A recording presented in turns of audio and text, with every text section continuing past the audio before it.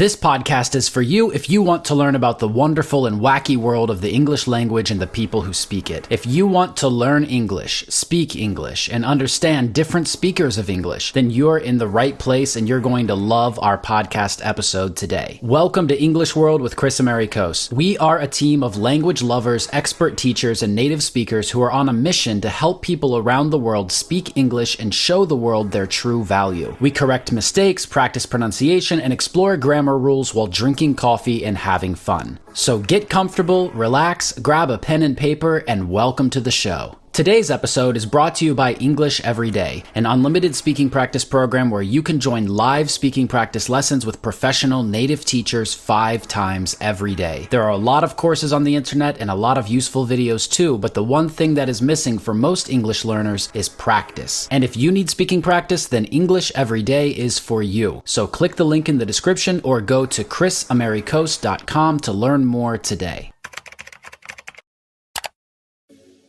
Today we have Tiffani with us from English with Tiffani. And Tiffani, welcome. Thank you so much for taking the time to have this chat with me today. Hey, it's my pleasure. Thank you so much for offering me the opportunity and requesting.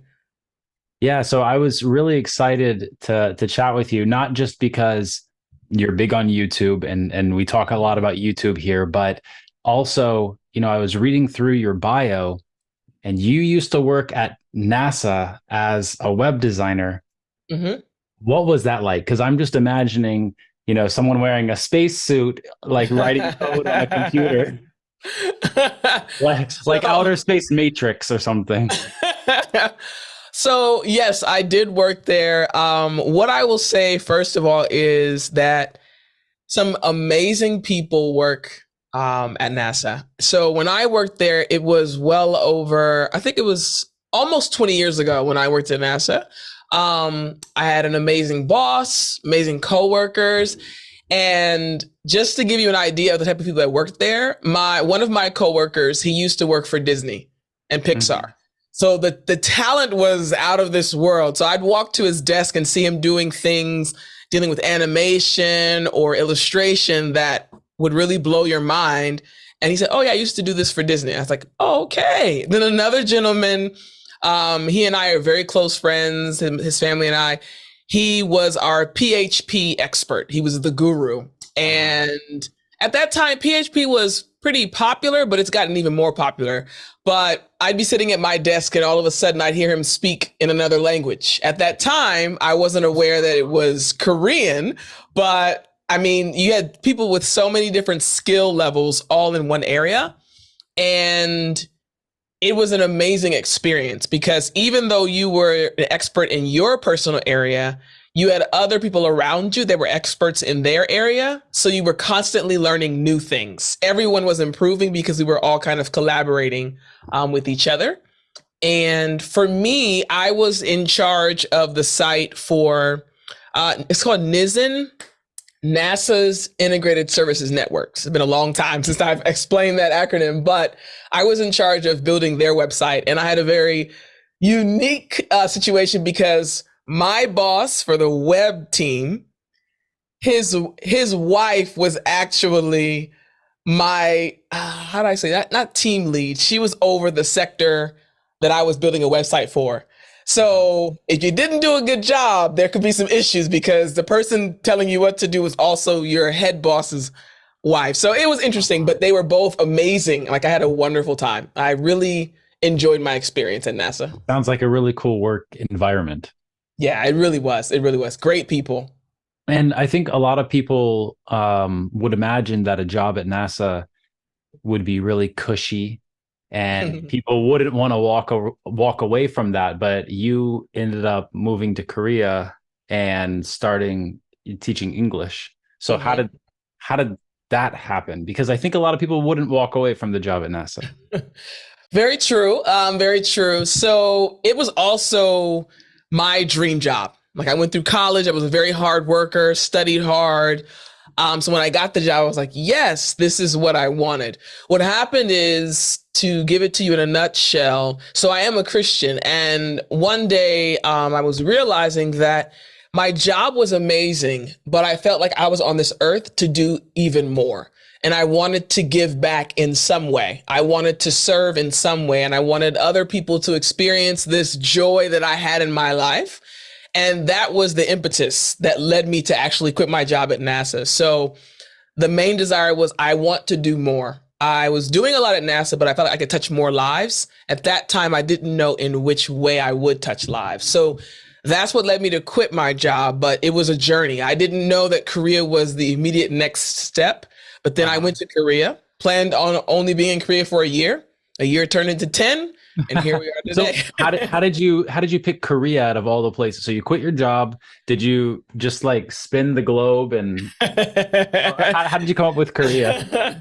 So what happened was when I was in university, I think about my second or third year in university, I went to a Christian university, Oakwood University. Now it's called Oakwood University. It was Oakwood College when I went there. And they had a program where they gave individuals the opportunity to teach English for a year.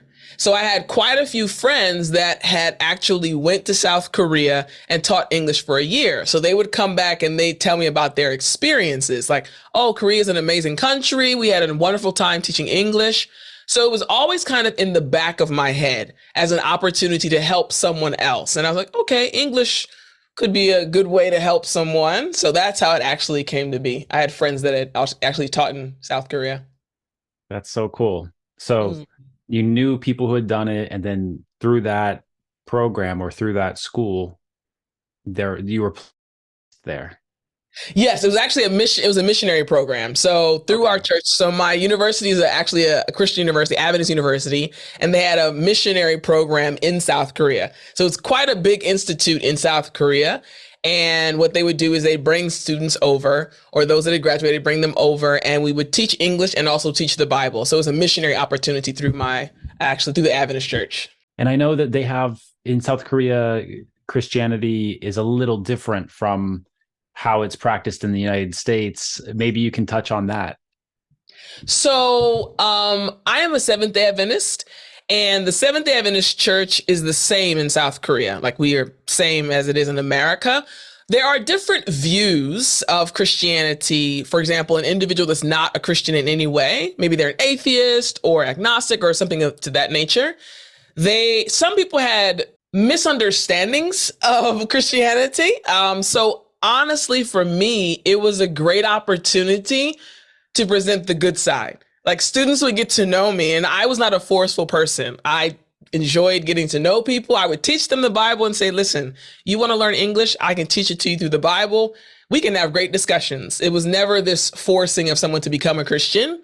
But what happened was students that were atheists or Buddhists or of different religions, they would say, you're not like other Christians I've met. Like you're cool. Like I like talking to you. So for me, it was a great opportunity to get to know people and leave an impression that was good when it came to Christianity. So I never, I'm trying to think, I didn't have any bad experiences on a whole at being a Christian in Korea. There are many Christians that were there. Of course, around me, we were all missionaries.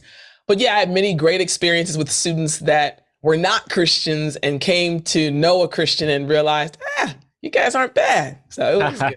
It was good. That's great. Yeah, I know Yeah. when I was living in Russia, Orthodox Christianity and Russian Hmm. Orthodox, it's so different from Protestantism and everything Yes. in that realm in the United States. And so uh that was just it was different for me, because there are also a lot of I'd say like cultural behaviors that sometimes we associate with religious people that maybe have no real impact on what their views are Yeah. or beliefs are, but people kind of associate that like, for example, in the US, smoking is kind Hmm. of viewed as like, because it's a negative behavior, it's kind of like if you're without sin, then you probably are like Yeah. it's kind of a sin to smoke. Yeah. So like it would be surprising to see a priest walk out of a church and Yes. light up a cigarette and these Yes. kinds of things. So like some of those lines weren't drawn so clearly in Russia, and you were able. It was like, okay, I'm Christian, but I don't really know what that means, and I've Yeah. read the Bible, and So Yeah. it was a different experience. You know what, Kris? I always enjoy interviews because you never know the direction they're going to take, and Yeah. I love this so far. Um, for speaking just as a Christian in general, I grew so much being in South Korea, and I think as Christians, we grow when we are put in situations that are opposite of our ideas or opposite of the way we actually were raised or what we thought to be normal, right? And I think it expands, first of all, our understanding of the Bible, our understanding of how God treats people. And I think it also helps us to become more firmly grounded in what we believe. You know what I mean? Like when you really are firmly grounded in what you believe, it can cause you to actually treat other people better because you start respecting other people like, hey, I have my beliefs. I'm not going to try to force them on you. If you want to get to know me, you'll learn what I learned, what I enjoy learning about God. But hey, I still appreciate who you are as a person. So for me, being in an environment that was opposite of my own actually indirectly helped me become a better Christian, I think. So Yeah, you get in those challenging situations, you really find out who you are. you do. You really do. You really do. And You I, really you do. know, the stuff that you're talking about right now, I think it's so valuable for a lot of people to hear, even people of different faiths, Yeah. because Yeah. really what we're talking about is just having a deep experience, right? Like a Yes. personal experience with something bigger than you. Uh Exactly. and so I think anyone who's listening or watching right now can probably connect to that idea too. I Uh, agree. I agree. And it's become students ask me actually right before our conversation, I was interviewing some of my students just to talk about their experience and how they've improved. And I get the question a lot. Why are you so passionate? Why are you so happy to do what you're doing? Like students say, Tiff, you've been consistently happy. Like you've been consistent since the time you started your YouTube channel. And it honestly goes back to what we've been talking about. It's because I have a purpose in life. My purpose is to serve. My purpose is to help as many people as possible. And that stems from my faith in Christ, my faith in God, because Jesus came to the earth to serve. So, me as an individual living in 2023, the best I can do is serve as many people as I possibly can. And the sector that I am in right now is English. So that's really what makes me excited and happy to actually do what I'm doing. So when people ask me that question, I'm like, well, to be very honest, it goes back to my Christianity. I want to serve like Christ served. that's awesome. And I mean, I think that shines through. Your mission shines through in all the stuff that you do, I think. So, Appreciate that. um, who calls you Tiffany and who calls you Tiff? Oh man, this is a great question. So, to be very honest, when someone starts calling me Tiff, I can tell they know me well and or they're very comfortable. So, of course, my name is Tiffany, right? But all of my friends, my family members call me Tiff, right? My nickname. And students, I've noticed I don't say anything when it happens, but as students get to know me better, get more comfortable with me, they naturally say Tiff. So there are some students that, for example, Fred, Fred. Yeah, Fred will yeah. say Tiff or Tiffany. It's kind of interchangeable, but usually when a student gets very comfortable, feels very close to me or has been in my academy for a while, and they realize, yes, I might be this quote unquote famous person on YouTube, but when they get to know me, they're like, oh wow, you're just a nice person. And I'm like, yeah, I'm the same person you see on the screen. So it kind of takes the nervousness away from them. And then over time they start saying, Tiff, thank you. And I'm like, hey, you're welcome. So yeah. Yeah, I just heard you give that example. The students say, "Hey, Tiff," and I had to ask about it. So after living in Korea for so long, how long were you there again? About 10 years. Hey, that is a really long time. So you Yeah, speak Korean now too? I do. Hmm. Wow. And do you have like chances to practice it still, or Very. is it in that stage where it's like kind of getting rusty? I feel like my Russian, since I moved away from Russia, just like just I don't use it Yes. so much. Even though I'm in a house with Russian speakers, it's my job to be the English speaker in the house, so I Yes. I don't get a lot of practice. That's exactly what it is. It's funny. Literally last week, I just got back from Korea last week. So my Korean best friend She and I were teachers together. She ended up marrying my student. So like I'm very close to their family. She had a baby. So I went to visit them in Korea for about 2 weeks. And I realized how rusty my Korean was. Listening, no problem. I could understand everything that was being said. But the fact that I teach English, so I literally have to speak English all the time, it gets a little bit challenging to practice. So to answer your question, it is tough. It is challenging. But going there and coming back made me realize I need to figure out a way to keep it up. But it also, another thing that I appreciate about my journey to becoming the English teacher that I am today is the fact that I learned another language as an adult. So it helps me understand my students even more. I understand their trials, their struggles, their frustrations, when they feel happy, when they feel a little bit insecure about their speaking abilities, because I went through the exact same thing. So now fast forwarding, I'm not living in Korea. I've been away for a while. My life situation has changed. I'm not using it on a regular basis. So now I understand that even more. Okay. How do you actually continue improving your speaking skills when you're not living in a certain country, when you're not surrounded by people that speak that language? So now it gives me a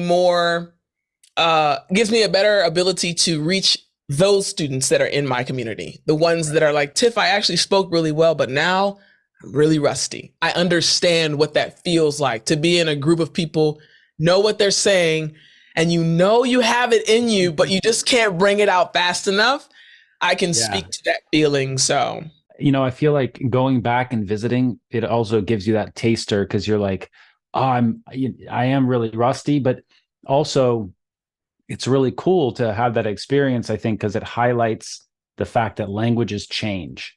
Yes. Like I really noticed this when I moved back to the States from Russia. And then after a year or after a couple of years, I went back after the pandemic had happened. And now there's all this new vocabulary, and now there's all these new phrases that people say, and maybe some jokes that were made up during that period of time. And then now all the stuff that's happening with Russia, like if I go back now, I'm afraid I'm going to miss half the conversation. Exactly. So very true. That happens definitely. Yeah. With Korean and the writing system in Korean, a lot of people say that it's challenging, it's difficult. I get that for Russian too, but I feel like it's so much closer to the Latin alphabet than Korean, for example. So what about for you? How long did it take you to learn the writing system? And like in general, if someone is listening right now and they're like, hey, I'm learning Korean, I want to learn Korean, like what should they expect in that journey? So ironically, Koreans, like the writing system of Korea, like the Korean language, scientifically is one of the most advanced and one of the easiest, actually. It looks complicated because it's very opposite of A, B, C, D, E, F, G, right? Our alphabet. However, the Korean letters are actually in the shape of your mouth, that your mouth makes, or whatever's happening inside of your mouth. So for example, there's a K sound, right? Well, to make the K sound inside your mouth, it actually is kind of, let's say, a horizontal line and then a slant, like the number 7. And that's what the letter actually looks like in Korean. So once you learn these simple things, you're like, oh, wait a minute. So learning the letters actually was very fast. It didn't take long at all. I think we learned it maybe in about, I don't want to give the exact time period because I was studying for a while, so it's kind of a little bit blurry each stage, but learning the alphabet was actually simple. The basics of the alphabet, because they have a system where several letters put together make a separate sound. So learning that part can be a little bit challenging, but just the beginning of learning the alphabet is quite simple. Learning the language, I'd say in about a year or two, I was able to speak the language, right? I was able to, buy what I needed to buy, have simple conversations. I'd say I was at the intermediate level. But to get to the advanced level, I was at the beginner intermediate level. To get to the advanced level is a little bit more challenging because it requires you to think in the language and it requires you to be around other people or at least expose yourself to natural Korean conversations. So what happened to me, I'm a very studious individual. I love studying. I love learning. I've always been like that. So I was studying very hard, but I got to the point where my Korean friends would say, Tiff, your Korean is good, but you sound like a book. And as an English teacher, I think we've had that happen before. We have a student that speaks very well, but they don't sound natural. Like you sound like a book. You sound like literature as opposed to a native English speaker. And that's what happened to me. So I had to change my learning style. And that's actually what led me to develop the strategies, the methodologies that I actually use right now, because I went through that. So Oh, cool. I would say to become an advanced Korean speaker, I'd say you need about 3 to 5 years, because the last part, trying to become an advanced speaker, requires you to change your thinking, understanding the jokes, like you mentioned earlier, Russian jokes, understanding context, understanding in which situation, what expressions should be used, or how Koreans think. And I actually also was in grad school in Korea, and that helped me a lot because I had to learn a lot about Korean history. So I understand Korean people very well. And when you understand a group of people and a culture, it makes it easier for you to express yourself in their language. Definitely. So many people learn language without the culture aspect, and you can see it in when the interactions happen. And exactly. usually it involves a lot of like carrying over idiom or certain phrases that they think should automatically work that don't, and vice versa, right? Like the same for you or I speaking another language. We'll do this. Exactly. So coming back to YouTube, what role do you feel YouTube plays in the journey of students to becoming fluent in English? When you say YouTube, do you mean my channel specifically, or just YouTube as a whole? As a whole, as a platform. So I'll start off by giving a story about one of my students. When I was in South Korea, about my maybe 5th year of teaching, I had a young man walk into my classroom, and he was about 19 years old. He was quite young, and he was a quieter guy. But when he spoke, he had a lot to say. And I remember the very first day he came to my class, just did the nice introduction and stuff like that. And I was like, oh, his accent, his pronunciation is pretty good. A week or two went by, and I gave him his first exam. And he spoke almost as good as we do. So I was in shock because he was so young. So I naturally assumed, he must have lived in either Australia or somewhere in America. So I asked him, oh, okay, so did you study abroad? He said, no, I've never been abroad. And it caught me off guard. And I asked him, what did you do? He said, I watched YouTube videos. And I never forgot that moment, because he was proof that even if you're not able to go to another country, or even if you're not able to study directly with a native English speaker, or even have a tutor, it is possible. So I think that YouTube is an integral part of anyone's English journey. And I say that because it's free. Even if you have a tutor, even if you're going to an institute, you can get on YouTube at any time on any day and watch a lesson totally for free. And you have a variety of English teachers. So one thing I tell my students is, I am not the only English teacher. I have always happily mentioned other teachers, because it's not about competition. It's about us being us as English teachers, helping millions upon millions of other English learners, actually probably a billion, improve their English speaking skills, helping them achieve their goals. So I might help them in one area. Kris, you'll help them in another area. Rachel or Emma or many of the other English teachers have different skills. So it gives the student kind of this vast array of English teachers that they can watch for free. So I do think YouTube is extremely important. That story that you shared is, it reminded me of one from my time in Russia again. I met a young guy. He starts speaking English, and I'm like, "Are you from the Bronx?" Like he sounds like straight from New York. Like, like, where did you come from? And we start talking a little bit more, and then every now and then I hear some kind of little moment where I'm kind of like, oh, wait. And then, but like other than that, I wouldn't notice. Uh-huh. So I'm like, this is crazy. What did you do? How did you do this? And we get to the point where he listened to Eminem songs for, you know, Wow. 15 years and he just listened to rap music for 15 years and became fluent in Wow. English better than Wow. like most of the people who had been studying in private courses for years and years. His listening skills must have been amazing. Yeah. Because Eminem rapped very, very, very fast, even for Americans. So, wow, Yeah, and amazing. he had never been to the States. He had never been to any other country actually. And I was just, I mean, he was really like if you looked at him, you would think he's like a rapper guy, you know. So, uh, Yeah. but Wow.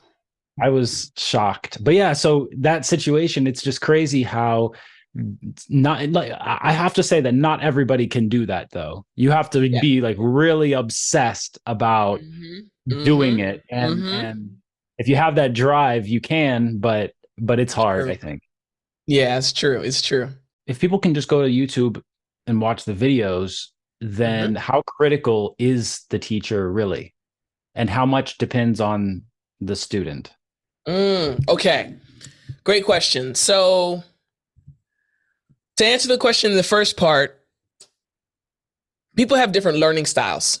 So the most important thing is for an individual to know their personal learning style. For example, I am a classroom learner. I enjoy being in a classroom, a physical classroom with a teacher who I can bounce ideas off of, ask questions and get answers in the moment. I like that kind of learning style. I can learn on my own to a point, but I do enjoy the interaction with a teacher. However, I have another friend, his learning style is he doesn't need a classroom. He just needs people around him that are actually the people. He learned Korean faster than I did. He just started interacting with people, never paid for a class, just started interacting with Koreans. So you first have to know your learning style. What is your specific learning style? Because even if you learn from other people, they actually are your teachers. They don't have the Yeah. title of teacher, but you're learning from them, right? Just in a different way. So to answer the second part of your question, teachers are indispensable. It's just they might not be in the classroom.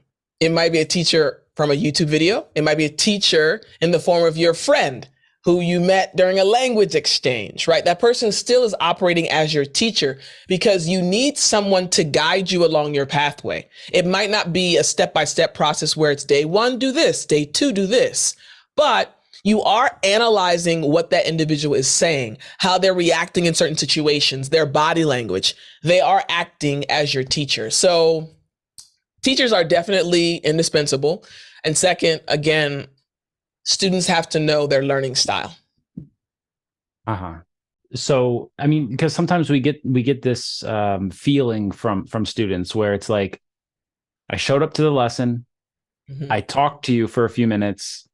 Why do I not feel like my English is Mm, better? You know, like there's the okay. you have the contact time with them, but in order Mm-hmm. for them to really get the result, I like understand. the Yeah, teacher is helpful, but don't you? But you know, maybe I phrased it the wrong way the first time. But I think the student has a lot of work to do, even with the teacher, without I the teacher. understand now what you're asking. Yes. Yeah. So in a teacher-student relationship, in my point of view, the teacher is between 10 to 20% of the work and the student is 80%. And I try to encourage my students whenever I'm teaching them, I remind them of that. I said, listen, I can give you all the tools, but I can't build the house for you. I can give you all the ingredients, but I can't make the food for you. I said, to teach them an expression, the ball is in your court. I'll give you the ball. What are you going to do with it? And once that clicks, students normally kind of realize, oh, I have work to do. I actually, in another conversation I had today, where this topic was brought up, I mentioned that there are two things that are needed in order for a student to pick up that 80%. First, they have to have a purpose. Why are you studying English? Is it to get a job? Is it because you want to travel abroad? They need to have that purpose. Why are you studying this language? Because you already speak your own language perfectly. So why do you need English? The second thing is English learners need someone to believe in them.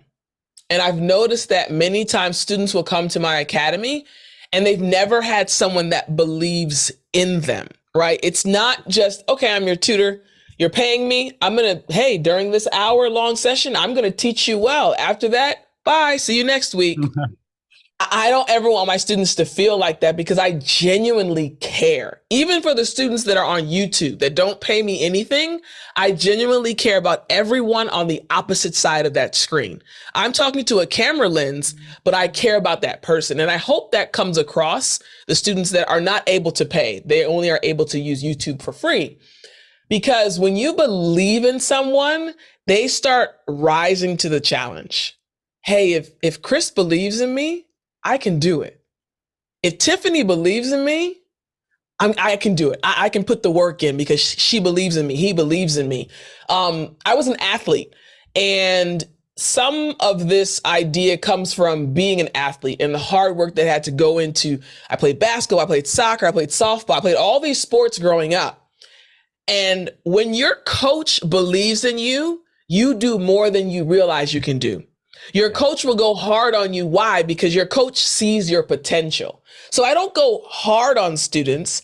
I gingerly encourage them, to, hey, you can do more than you realize. And recently, what I've been doing for students that I see a lot of potential in, or students that I recognize really need someone to believe in them and to vocalize that belief, I started making them leaders of groups. So in my academy, we have different study groups, like different practice sessions for students, student-led. Teachers aren't there.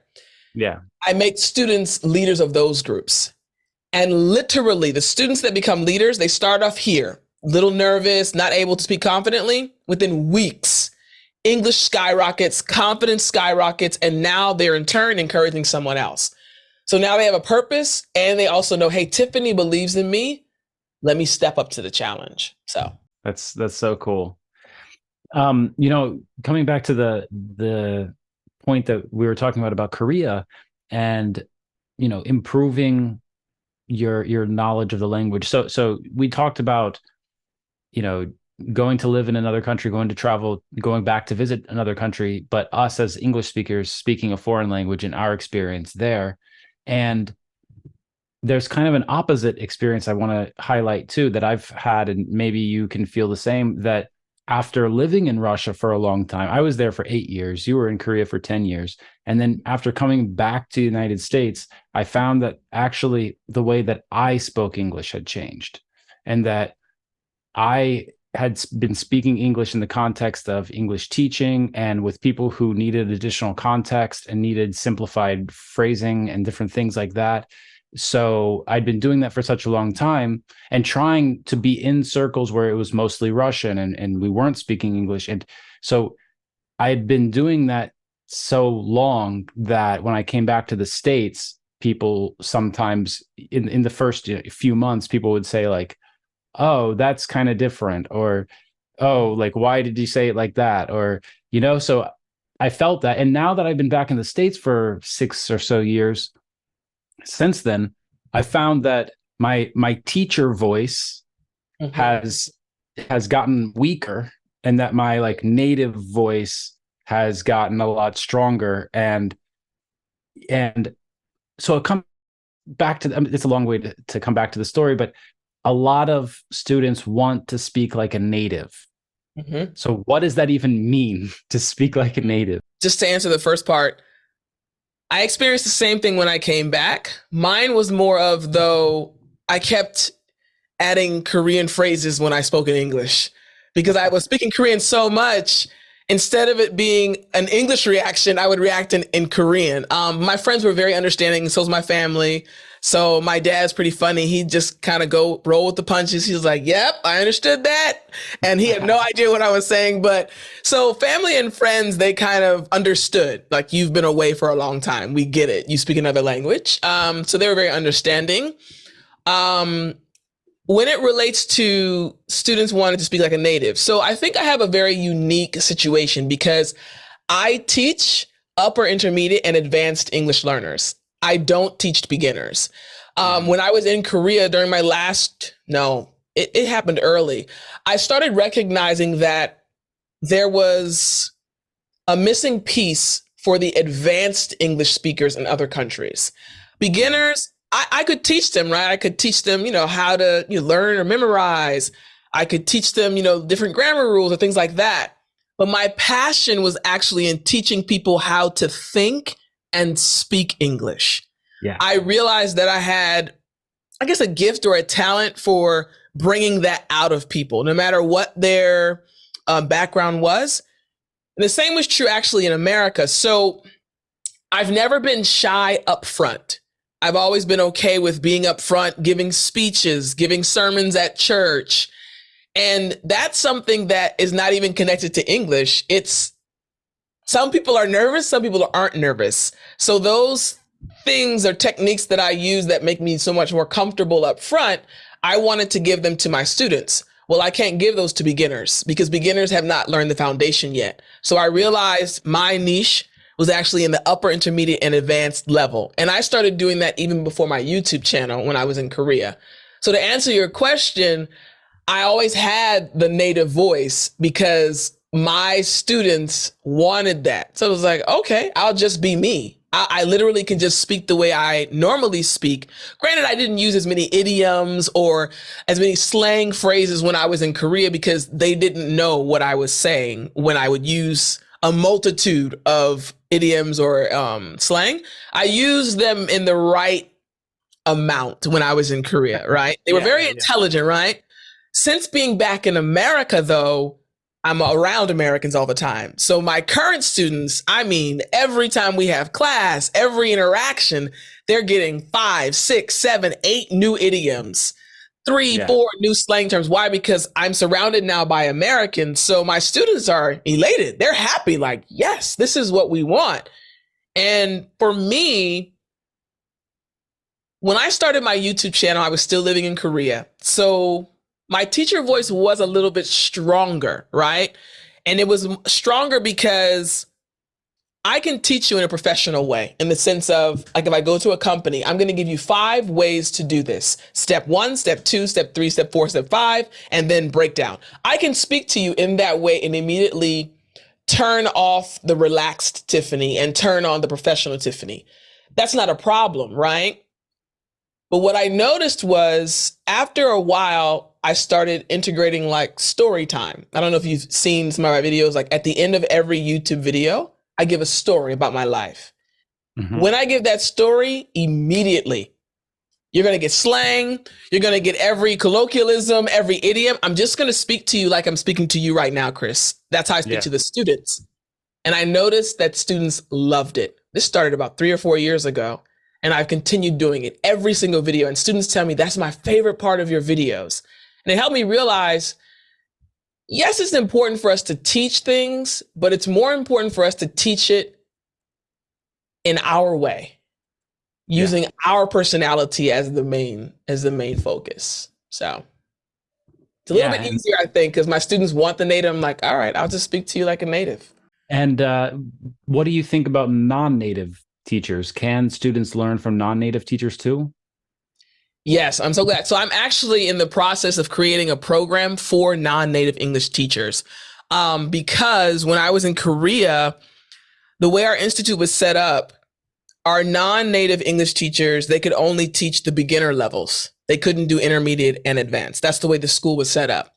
Yeah. And so I would observe, because my friends that were the Koreans that were the teachers, they were amazing. Their English was great. I was like, I wonder why they can't do the intermediate and advanced. And even they would say sometimes, no, it's a little bit more challenging for us. Like, we miss some parts. So it's a little harder for us to teach it. Even though they could speak, it was harder to teach it.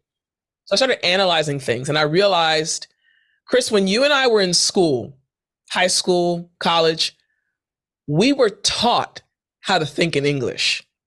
We were taught how to organize our thoughts based on the 5 W's. We were taught how to give reasons, details, examples. We were taught how to write an essay properly. These things actually made us more advanced English speakers. We went from being elementary school speakers to now we can write college essays. We can speak in a professional environment. We were taught these things. Non-native English teachers, they've never been taught that. They've never been given those techniques.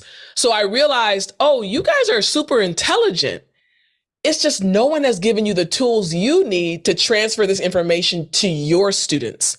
So to answer your question, yes, I think it's definitely possible. However, I don't think the tools are currently being given to non-native English teachers. The goal is for me to give them these tools. Like, I want to put the power in their hands, because students can't necessarily afford to come to America or go to Europe or Canada or even afford a tutor, a native English speaker that's their tutor, but they can't afford the English teacher in their own country. So if I can train that teacher and give that teacher the confidence that they are able to take their students from intermediate to advanced, I feel like I can change the world, basically. Like, I want to give them the tools. Like, hey, here's the tool, run with it. Change lives in your country. So absolutely. Do you think you could really tell if someone is from the United States or not by how they speak and their accent? If I talk to them for a little bit, yep. Because it goes back to culture. So you might be a very good speaker, but there's going to come a time where there are going to be certain nuances, certain things that, okay, your English is amazing, but there are certain cultural things that they might have missed out on. So it's not a matter of, oh, your pronunciation is not that good. Because if I go to New Orleans, I've had friends, you know exactly what I'm saying. I can't understand. I don't know what you're saying. Hey, I know you're speaking English.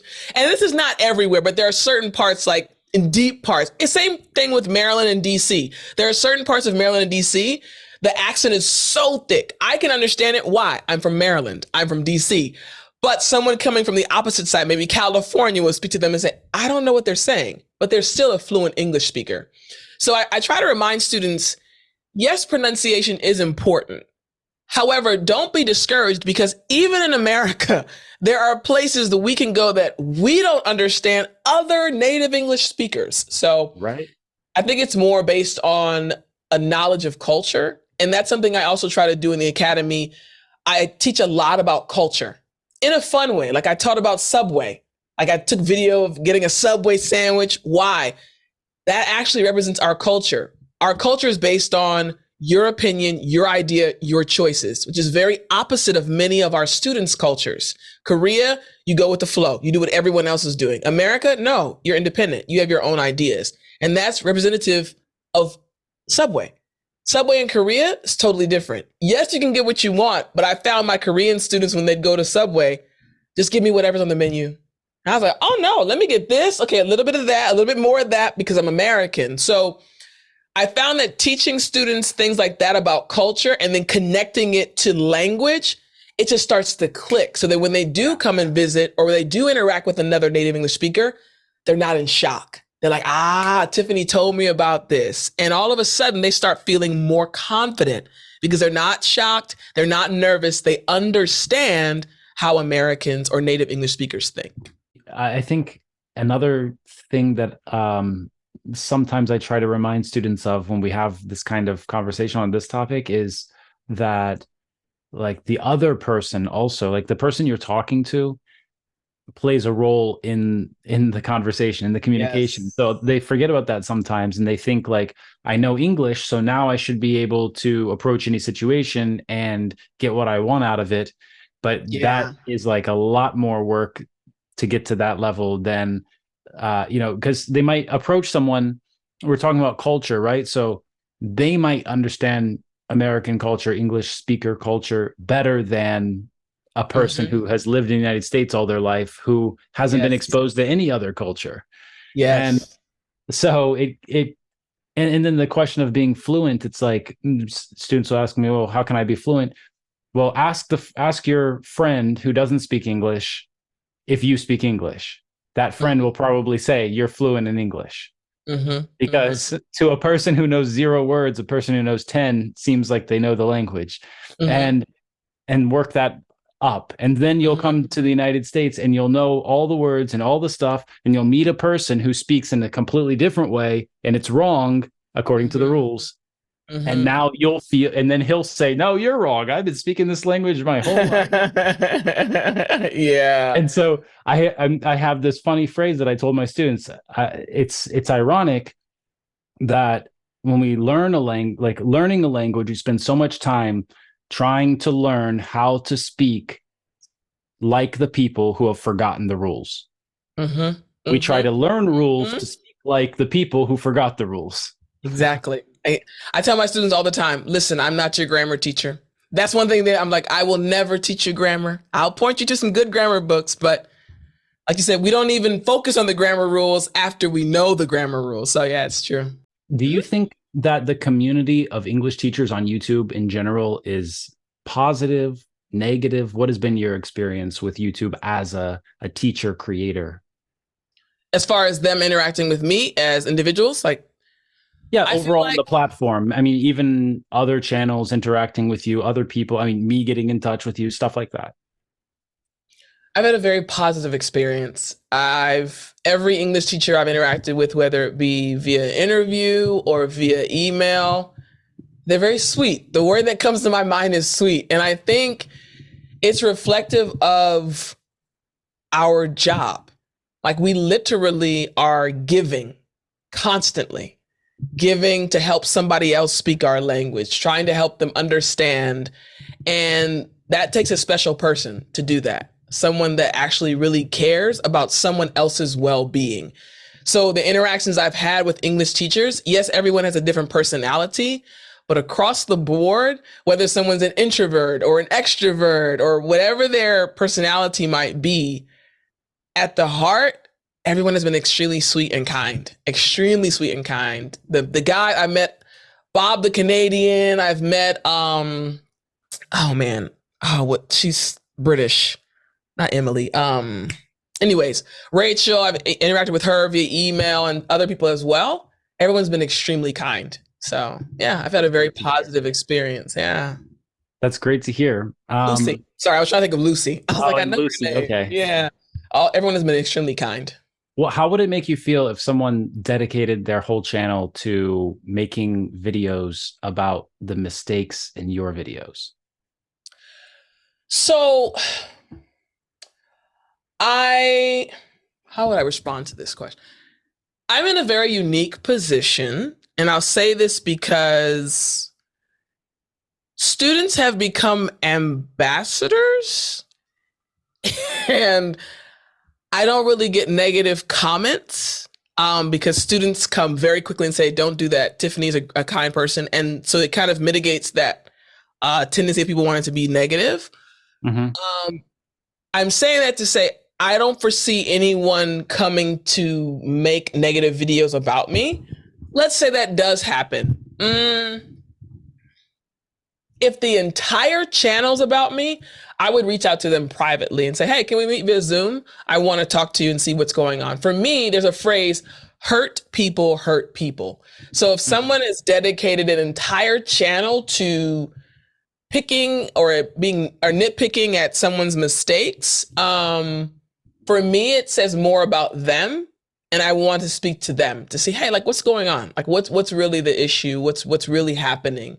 And not in the standpoint of being angry, like, how dare you? It's more of, hey, let's talk. What's going on? Like, I think there are other things you could talk about on your YouTube channel, like what's really going on. So I would actually reach out to them personally to have a private conversation. I would never, ever respond in a video like slandering their name, because that's not who I am. I don't think retaliation is not the best thing to do. It's more of we're all human beings. So if you talk to someone one-on-one, you get to understand who they are and their reasoning for their actions. And I think that has a greater effect.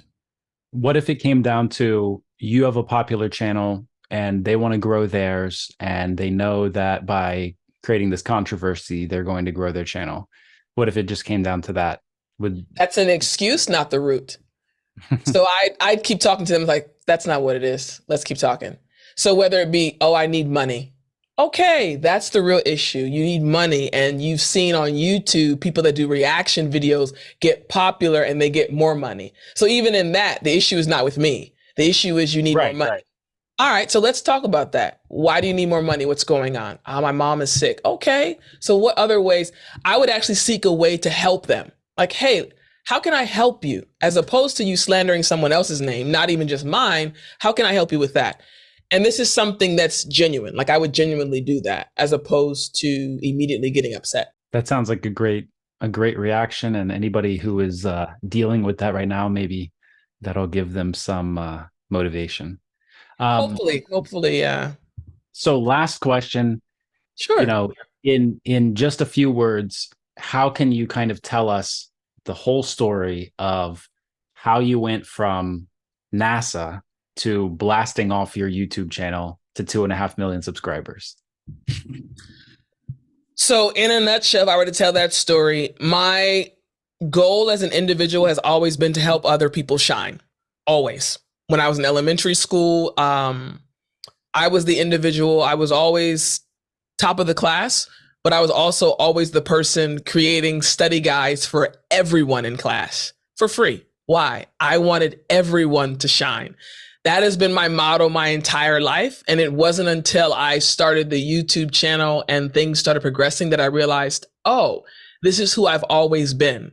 Nothing has changed. It's just shown itself in a different format right now. So going from NASA to Korea to now on YouTube, and yes, the channel is big, but the model still remains the same. How can I work hard to serve and to make other people shine? And right now, the people that I want to shine, and I'll continue doing this forever, I think, are English learners, because they are amazing. And I can just help them by giving them one tool to take their lives to the next level. I love it. I love it. Thank you so much for taking the time to have this chat today, and tell everybody where they can find you. So you can find me on every social media platform, Speak English with Tiffani, and that's Tiffani. So Speak English with Tiffani. You'll find my academy, Speak English with Tiffani Academy.com. So just use that handle, Speak English with Tiffani, and I'm on all the platforms, and I would love to interact with you. Awesome. And we'll put all the links under the podcast episode, under the video. So thanks again. Thank you. See everybody next time. See you all next time. Thanks again, Kris. Bye. Thank you for tuning in to English World with Kris Amerikos. Now it's your turn. Don't just listen to English, speak English with us every day. Join our English Everyday speaking program today. See you in the next episode. Bye-bye.